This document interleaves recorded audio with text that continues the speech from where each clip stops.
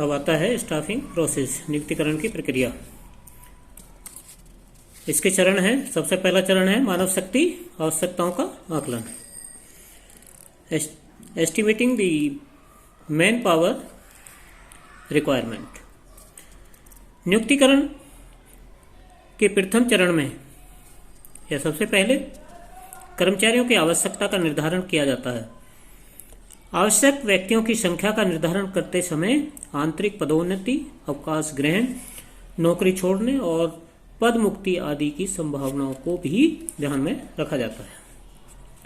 मानव शक्ति आवश्यकता के अनुसार अनुमान लगाने के लिए दो तरह की विश्लेषण करना आवश्यक है, यानी कार्यभार विश्लेषण वर्कलोड एनालिसिस तथा कार्य शक्ति विश्लेषण वर्कफोर्स एनालिसिस। कार्य भार विश्लेषण का संबंध यह जानने से है कि उपलब्ध जॉब को महत्वपूर्ण यानी सफलतापूर्वक पूरा करने के लिए कितनी और किस प्रकार की मानव शक्ति की जरूरत होगी। दूसरी ओर कार्य शक्ति विश्लेषण का संबंध यह जानने से है कि उपलब्ध जॉब को सफलतापूर्वक पूरा करने के लिए कितनी और किस प्रकार की मानव शक्ति उपलब्ध है। वास्तव में इस अभ्यास का पता चलना कि क्या संगठन में आवश्यकता से कम नियुक्तियां हैं या अधिक हैं या उपयुक्त हैं। दूसरा आता है भर्ती रिक्रूटमेंट। भर्ती प्रक्रिया के अंतर्गत भावी कर्मचारियों के विभिन्न स्रोतों की खोज करना तथा उन्हें संस्था में प्रार्थना पत्र भेजने हेतु प्रोत्साहित करना सम्मिलित होता है। फिर आता है सिलेक्शन यानी चयन प्रक्रिया के अंतर्गत अनेक अभ्यर्थियों में से योग्य प्रार्थियों को कार्य के लिए चुना जाना, जहां पर विशेष रूप से यह ध्यान रखना जरूरी है कि प्रार्थी की कुशलता एवं कार्य की प्रकृति में समानता हो।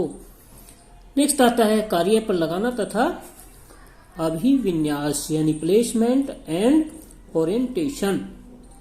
कार्य पर लगाने का मतलब चुने गए व्यक्तियों द्वारा उस पद को धारण कर लेना है जिसके लिए उनका चयन किया गया है।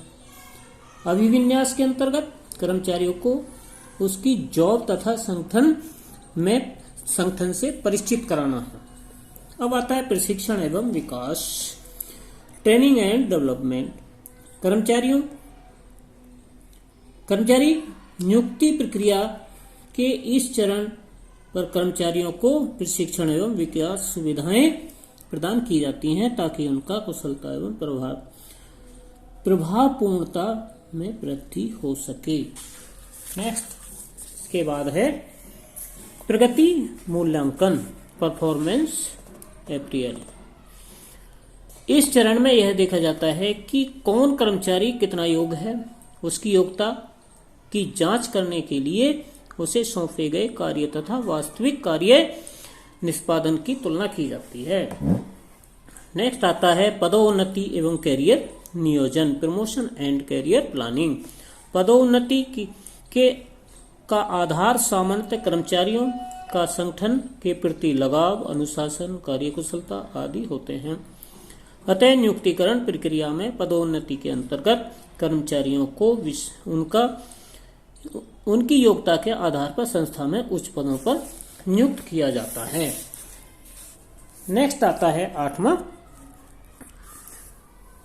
क्षतिपूर्ति, कंपनसेशन। नियुक्तिकरण प्रक्रिया के इस चरण पर कर्मचारी द्वारा संगठन के लिए दिए गए योगदान के लिए क्षतिपूर्ति निश्चित की जाती है। क्षतिपूर्ति का मतलब कर्मचारियों को दिए जाने वाली सभी प्रकार के वेतन एवं पुरस्कारों से। वास्तव में यह जॉब की कीमत होती है। यह निम्नलिखित दो प्रकार की हो सकती है, जैसे प्रत्यक्ष वित्तीय भुगतान यानी डायरेक्ट फाइनेंशियल पेमेंट। इसके अंतर्गत मजदूरी, वेतन, प्रोत्साहन, कमीशन, बोनस आदि को सम्मिलित किया जाता है। इसका भुगतान दो प्रकार से किया जा सकता है, समय पर आधारित भुगतान यानी टाइम बेस्ड पेमेंट। इसके अंतर्गत वेतन, मजदूरी का भुगतान दैनिक साप्ताहिक, मासिक अथवा वार्षिक आधार पर किया जाता है। निष्पादन पर आधारित भुगतान, परफॉर्मेंस बेस्ड। इस पद्धति के अंतर्गत वेतन व मजदूरी का भुगतान एक कर्मचारी द्वारा उत्पादित माल की इकाइयों के आधार पर किया जाता है। अब दूसरा आता है अप्रत्यक्ष भुगतान, इनडायरेक्ट फाइनेंशियल पेमेंट। इसके अंतर्गत वे सुविधाएं सम्मिलित की जाती हैं जो नियोक्ता द्वारा निःशुल्क प्रदान की जाती हैं, जैसे बीमा है, मेडिकल है, छुट्टियां हैं आदि। अब आता है भर्ती के स्रोत। भर्ती के स्रोत का मतलब मीनिंग ऑफ रिक्रूटमेंट। भर्ती का अभिप्राय उस प्रक्रिया से है जिसके अंतर्गत भावी कर्मचारियों के विभिन्न स्रोतों की खोज की जाती है तथा उन्हें संस्था में नियुक्ति प्राप्त करने हेतु आवेदन करने के लिए प्रोत्साहित किया जाता है। भर्ती का अभिप्राय संगठन में स्थापित विभिन्न पदों को भरने के लिए लोगों को उपलब्ध कराना है। इस प्रक्रिया में यह प्रयास किया जाता है कि अधिक से अधिक लोग आवेदन भेजें तथा कि चयन करने में आसानी रहे। इसकी परिभाषा क्या है? Definition of recruitment. भर्ती का अर्थ भावी कर्मचारियों को खोजने एवं उन्हें संगठन में नियुक्ति के पदों के लिए आवेदन करने हेतु प्रोत्साहित करने की प्रक्रिया से है। Recruitment is the process of searching for prospective employees and stimulating them to apply for job in organization। ये इंग्लिश इसकी। नेक्स्ट आता है कर्मचारी यानी कर्मचारी भर्ती प्रक्रिया। Process of recruitment of employ. इसमें सबसे पहले कर्मचारियों की मांग, रिक्वायरमेंट ऑफ एम्प्लॉइज। भर्ती प्रक्रिया कर्मचारियों की मांग के अंतर्गत मांग के निर्धारण से आरंभ होती है। सभी विभागीय प्रबंधकों द्वारा अपने अपने विभाग में कर्मचारियों की आवश्यकता का निर्धारण करके कर्मचारी प्रबंधक पर्सनल मैनेजर को सूचित किया जाता है। दूसरी इसकी भर्ती के स्रोतों को पहचानना, identification of the source of recruitment. कर्मचारी प्रबंधक पर्सनल मैनेजर के पास जब सभी विभागों से कर्मचारियों की मांग पत्र पहुंच जाते हैं तो वह अपने अनुभव एवं ज्ञान के आधार पर यह निश्चित करता है कि पदों के लिए अलग अलग योग्यता वाले कर्मचारियों को यहाँ से यानी कहाँ से उपलब्ध कराया जाए। दूसरा था इच्छुक लोगों को आमंत्रण, इनविटेशन टू इंटरेस्ट पीपल। दूसरे चरण में स्रोतों का पता लगाने के बाद इच्छुक लोगों को आवेदन करने के लिए आमंत्रित किया जाता है। इसके अंतर्गत कर्मचारी प्रबंधक एक विस्तृत सूचना तैयार करता है जिसमें इस प्रकार विवरण दिया जाता है: रिक्त स्थानों की संख्या, कार्य की प्रकृति नेचर, अपेक्षित योग्यताएं, अनुभव, पारिश्रमिक का विवरण, नौकरी की शर्तें, आवेदन प्राप्त करने की अंतिम तिथि, चयन प्रणाली का संक्षिप्त विवरण। सूचना आकर्षण एवं सरल भाषा में तैयार की जानी चाहिए ताकि अधिक आवेदन प्राप्त हो। चौथा आता है इसमें योग्य आवेदकों की सूची तैयार करना, preparing the list of deserving applications. आवेदन पत्र प्राप्त हो जाने पर इसकी जांच की जाती है। जांच के दौरान आवेदन पत्रों को दो भागों में बांटा जाता है, एक वो जो सभी वांछित योग्यताएं रखते हैं और दूसरे वो जिनमें वांछित योग्यताएं नहीं होती। वांछित योग्यताएं रखने वाले आवेदकों की एक सूची बना ली जाती है और इन्हीं आवेदकों को चयन प्रक्रिया में शामिल किया जाता है।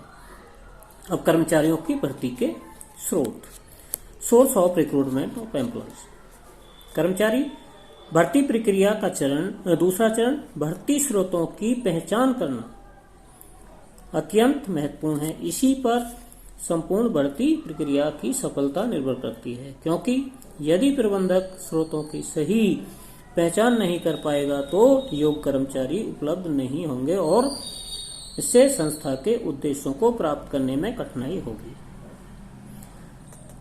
व्यावसायिक संस्थाओं में कर्मचारियों को प्राप्त करने के लिए प्राय 2 प्रकार के स्रोतों को उपयोग में लाया जाता है, आंतरिक स्रोत और बाह्य स्रोत, यानी इंटरनल सोर्स और of recruitment from with in A enterprise. आंतरिक स्रोतों के अंतर्गत खाली पदों को संस्था के अंतर्गत कर्मचारियों में से ही भरा जाता है। इसके मुख्यतः जैसे स्थानांतरण ट्रांसफर करके, प्रमोशन यानी पदोन्नति करके, स्थायी अलगाव ले ऑफ। स्थानांतरण के अंतर्गत कर्मचारी को उनके उत्तरदायित्व व पद के बिना कोई महत्वपूर्ण परिवर्तन किए हुए एक जॉब से हटाकर दूसरी जॉब पर भेज दिया जाता है, एक विभाग से दूसरे विभाग में भेज दिया जाता है तथा एक शिफ्ट से दूसरी शिफ्ट में भेज दिया जाता है। पदोन्नति प्रमोशन वह प्रक्रिया जिसके अंतर्गत निचले पद पर कार्य कर रहे किसी कर्मचारी को उच्च पद पर नियुक्त कर दिया जाता है, जहां उसकी दायित्व बढ़ते हैं और पद बड़ा हो जाता है तथा वेतन बढ़ता है। किसी अकुशल कर्मचारी को निम्न पद यानी लोअर पोजीशन पर भेजकर पद को भरा जा सकता है। इसे पदों अवनति कहते हैं, यानी डिमोशन कहते हैं। अस्थायी अलगाव ले ऑफ, इसका अर्थ नियोक्ता के प्रयास से कर्मचारियों को नियोक्ता से कुछ समय के लिए दूर करना है। अस्थायी अलगाव का कारण प्राय काम की कमी होता है। नियोक्ता व कर्मचारी के मध्य इस बात की पूर्ण सहमति होती है कि जब भी काम उपलब्ध होगा इसी कर्मचारी को प्राथमिकता दी जाएगी। इस प्रकार हटाए गए कर्मचारियों को पुनः नियुक्त करके भर्ती की जा सकती है। दूसरा आता है आंतरिक भर्ती के लाभ यानी एवं हानियां। प्रेरणा में वृद्धि होती है, इंक्रीज मोटिवेशन होता है। इससे सभी आंतरिक स्रोतों को विशेषकर पदोन्नति द्वारा किए जाने वाले पर कर्मचारी इससे अभिप्रेरित होते हैं, मोटिवेटिव होते हैं।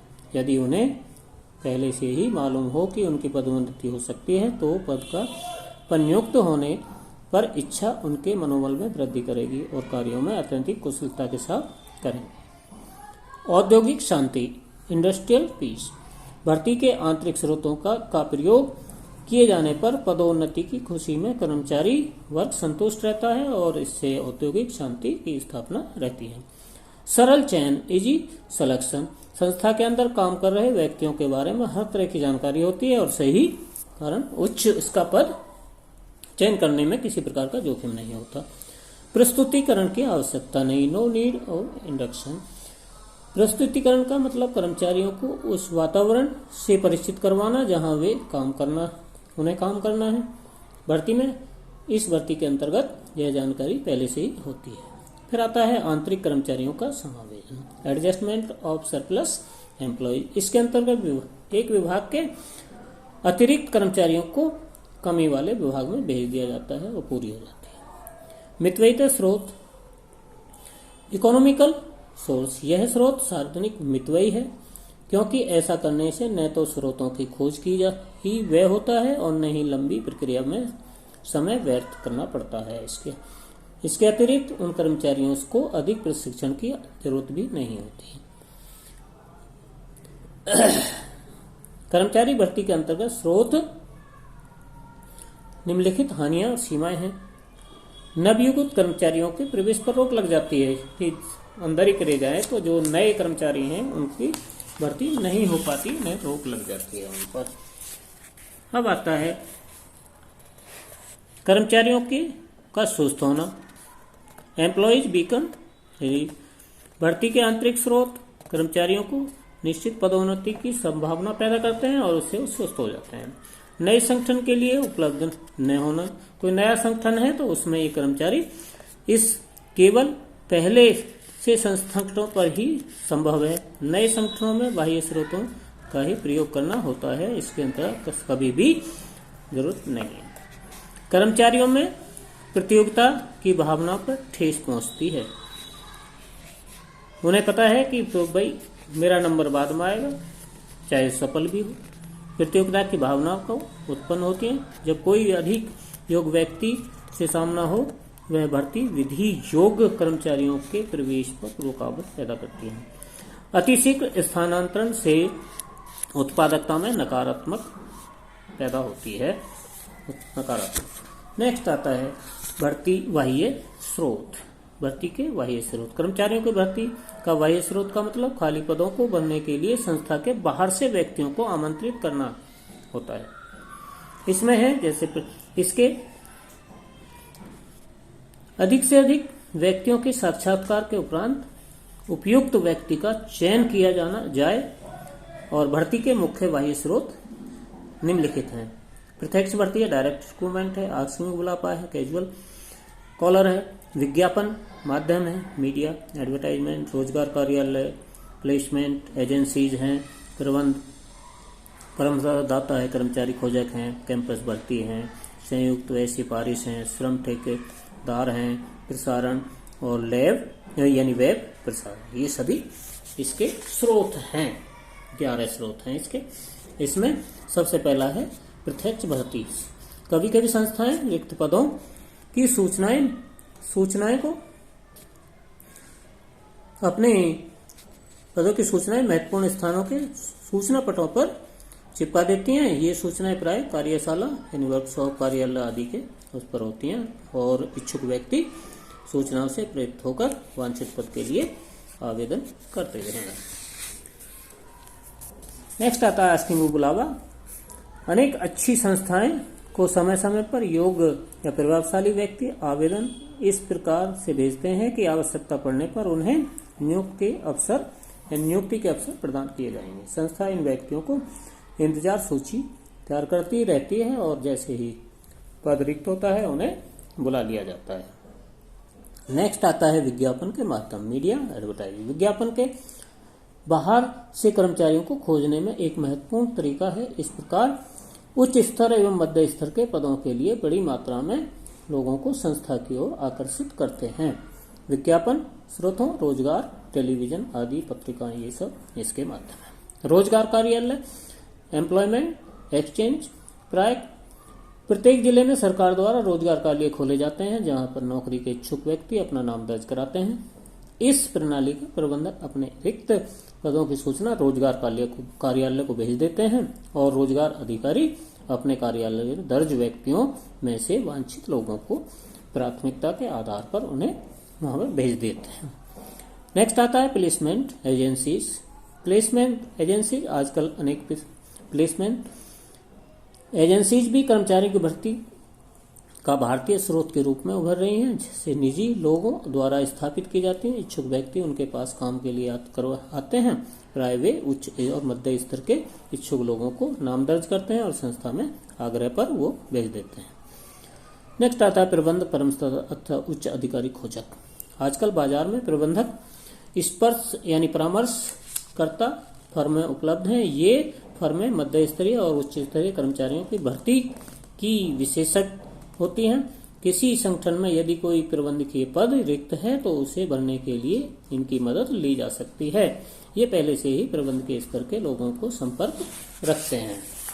नेक्स्ट आता है कैंपस भर्ती।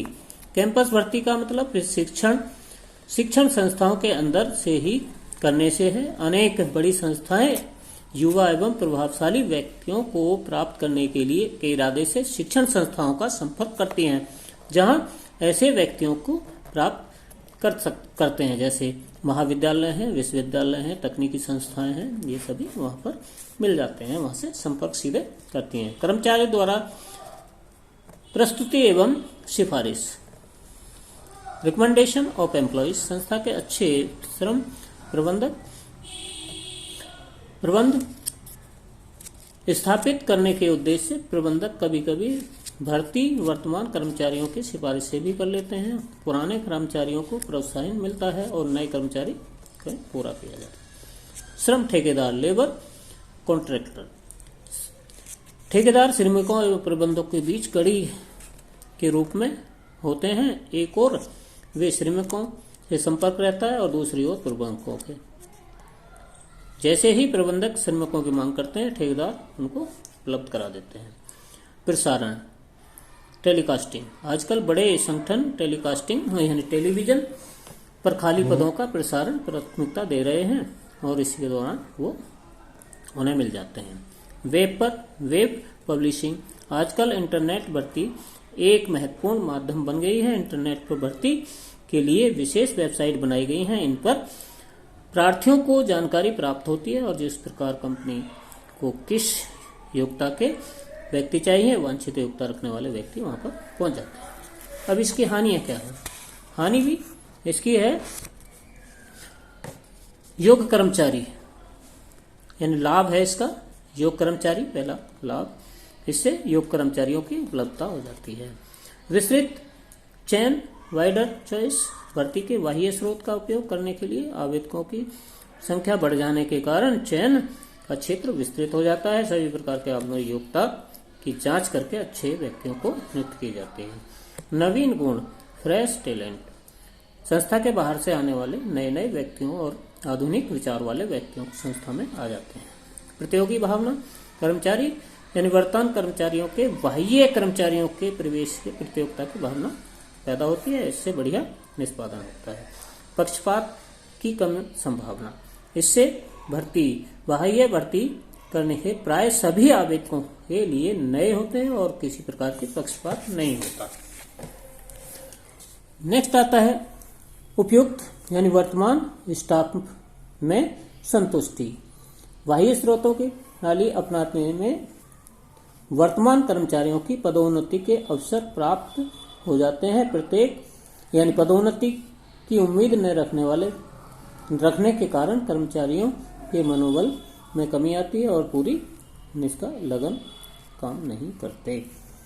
लंबी प्रक्रिया यानी ये हानि है इसकी। लंबी प्रक्रिया है इसमें, भाई विज्ञापन पे आवेदन करेंगे तो इसमें होता है। महंगी प्रक्रिया भी है, विज्ञापन में, चयन प्रक्रिया में, ये प्रशिक्षण में, ये सब महंगी क्रिया। गलत चयन की संभावना भी हो जाती है, कभी कभी गलत चयन का भी किया जाता। और नेक्स्ट आता है श्रम परिवर्तन दर में वृद्धि।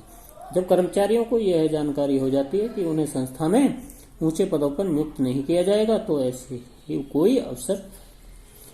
जैसे ही उन्हें कोई अवसर मिलता है वे संस्था को छोड़कर चले जाते हैं और इसकी जो परिवर्तन दर है वो वृद्धि हो जाती है। तो आप इसको लेंगे और इसमें आगे कराएंगे हम नेक्स्ट डे उसमें। धन्यवाद।